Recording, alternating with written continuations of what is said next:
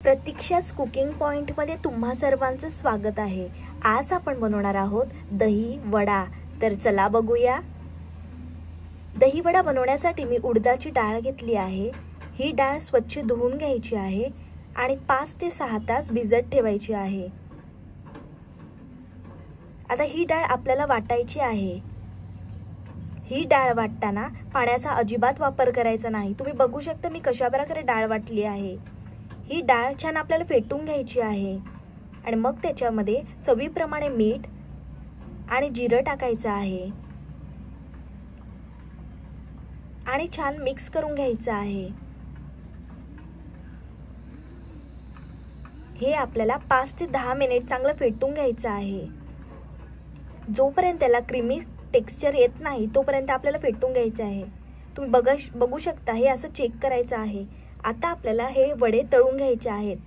एका कढईमध्ये तेल गरम करून घ्यायचं आहे, पाण्याचा हात घ्यायचा आहे आणि पिठाचा गोळा बनवायचा आहे। हा गोळा आपल्याला तेलात टाकायचा आहे। छान आपल्याला तळून घ्यायचे आहेत। एक बाजू शिजल्यानंतर पलटून घ्यायची आहे।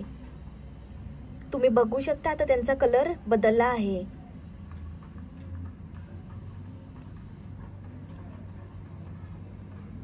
आता आपल्याला हे वडे काढून घ्यायचे आहेत।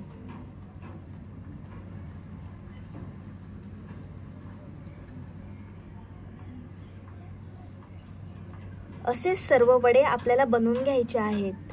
तुम्ही बघू शकता मी सर्व वडे बनवून घेतले आहेत।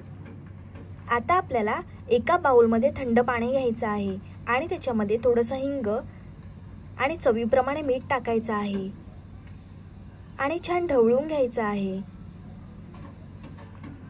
मग त्याच्यामध्ये आपण तयार केलेले वडे टाकायचे आहेत आणि 10 मिनिटं पाण्यामध्ये भिजवून द्यायचे आहेत।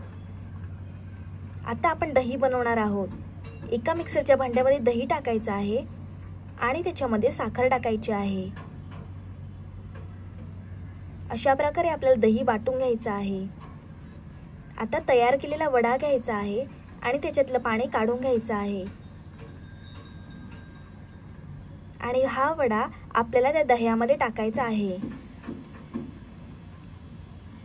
हे आपल्याला 15 ते 20 मिनिटं भिजून द्यायचे आहेत। तुम्ही फ्रीज मध्ये सुद्धा ठेवू शकता। आता आपल्याला चाट मसाला टाकायचा आहे। मी एव्हरेस्टचा चाट मसाला वापरते आहे।